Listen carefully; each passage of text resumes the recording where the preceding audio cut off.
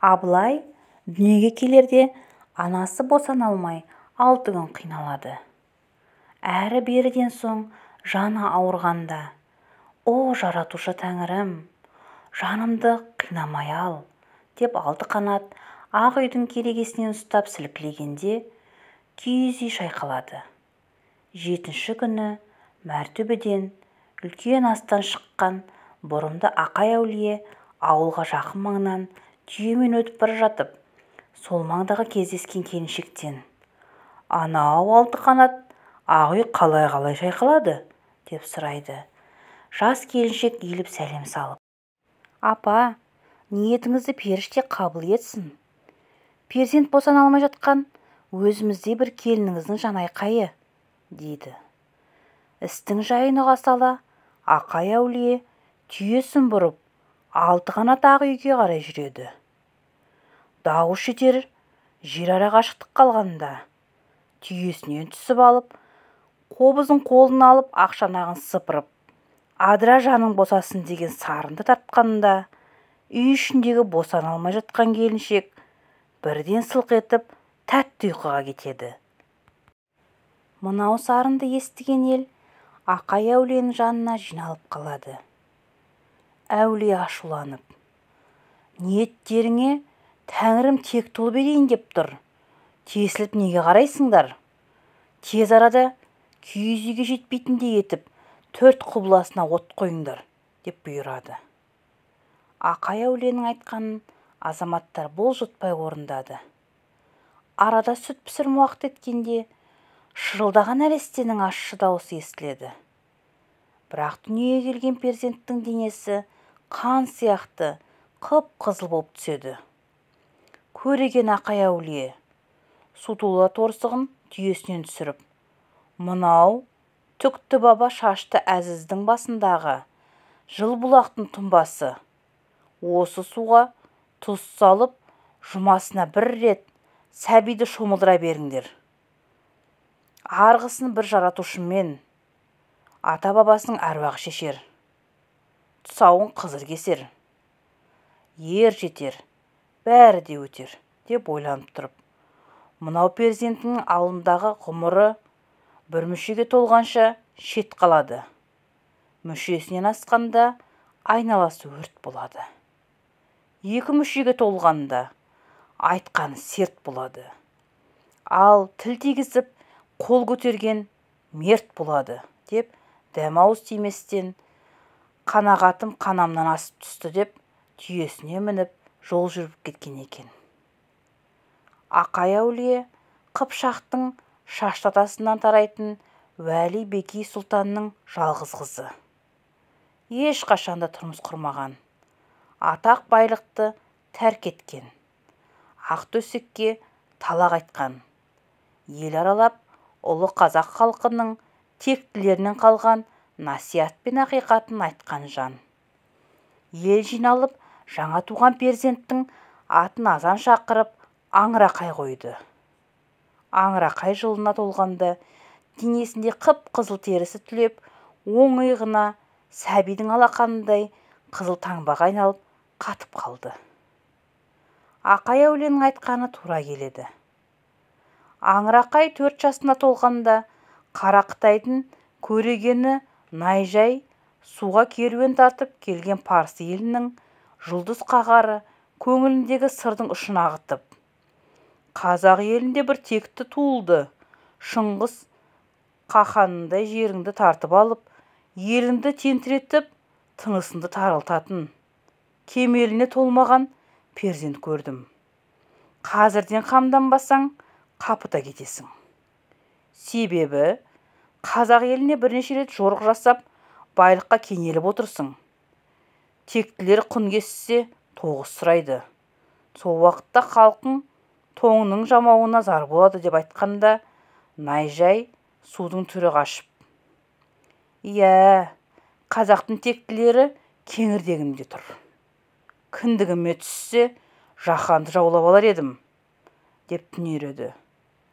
Сол жылы күз айында Қарақытайдың мың найзасы жасырын жолмен түнде жүріп, күндіз тығылып кеп, бұл жаулы сұлтанның ауылын үрерге итін, сығарға бетін қалдырмай, үлкенінен бестегі сәбиіне дейін құрбан етеді.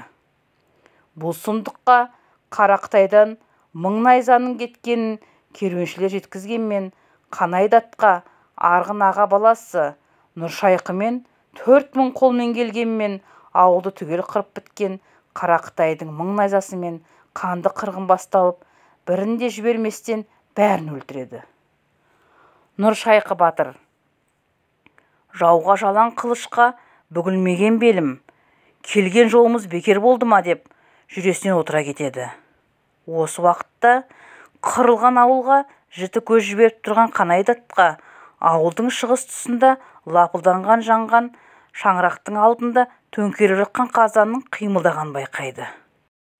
О Тәңірім, арымнан жаным садаға, елінен жолым садаға, тілеуімізді құрғата көрме, деп атынан түсіп, төңкерілген қазанды көтеріп қалғанда, еңселі азаматтың кіндігіне жетердей, ұраның ішінде екі көзінен от шашқан 4 жасар Аңырақайды көреді.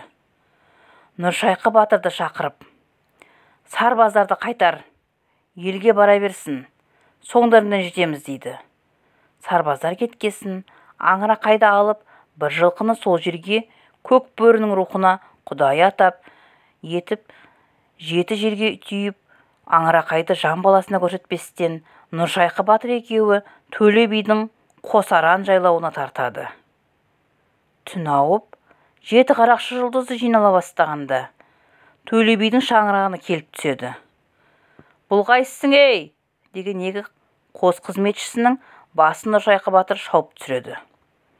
Төле би сатырлаған дыбыстан шошып атып тұрады. Бидің бәйбішесі отырар шамына от жаққанына кіріп келген алып денелі Нұршайқыны көргенде талып қалады. Төле би бірден танып, Қанайдатқа қабақпен белгі беріп, өзіңнен басқа жан бар ма дегенін түсінеді.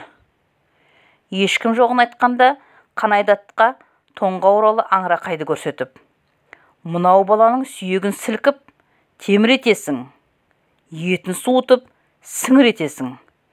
Етек жеңін жинағанша ата тегін сұрамайсың. Сұрасаң тіл қатпай мүрдем кетесің деп, қылышын қынабынан жартылай суырып сарт еткізеді. Көпті көрген Төле би бірден түсініп: аузынан сөз шығарда ажалым бұрым жетсін, деп Аңырақайды алып қалады. Қанайдатқа мен Нұршайқы батыр ешкімнің көзіне түспей келген ізімен кетеді. Төле би Аңырақайдың атын есейіп, аты шулы шайқасқа дейін жасырып, нағашымның баласы тұлдыр жетім деп қораштау киіндіріп, елден оқша ұстап, бірде түйе, бірде жылқы баққызып, аз сөйлейтін жұмбақ жаңғып азаматқа айналдырады. Бұл да тектілердің ел басқарудағы көрегендіктері еді.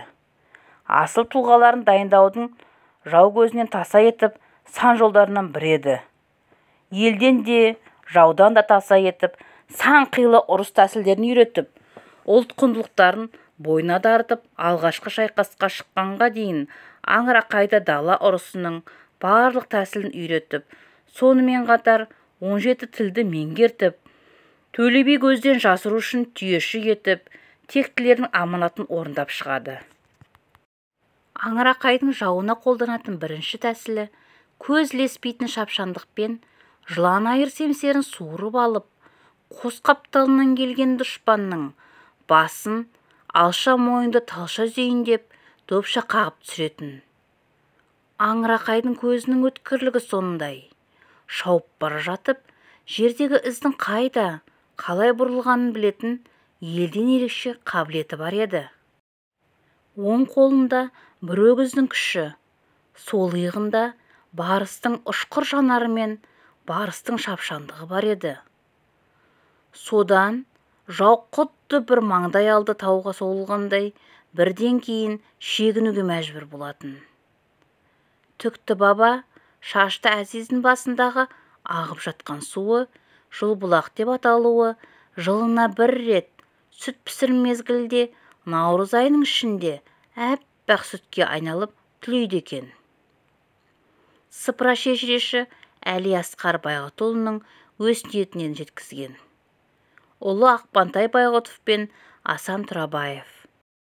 Құрметті қазақ елі, тыңдарман қауым, жаңадан шыққан видеоларды жіберіп алмас үшін қоңырауды басып тіркеле кетіңіз. Бұл видео ұнаса, лайк басыңыз. Және комментарий бөліміне қандай тақырыпта әңгімелер тыңдағыңыз келеді, бөлісе кетсеңіз.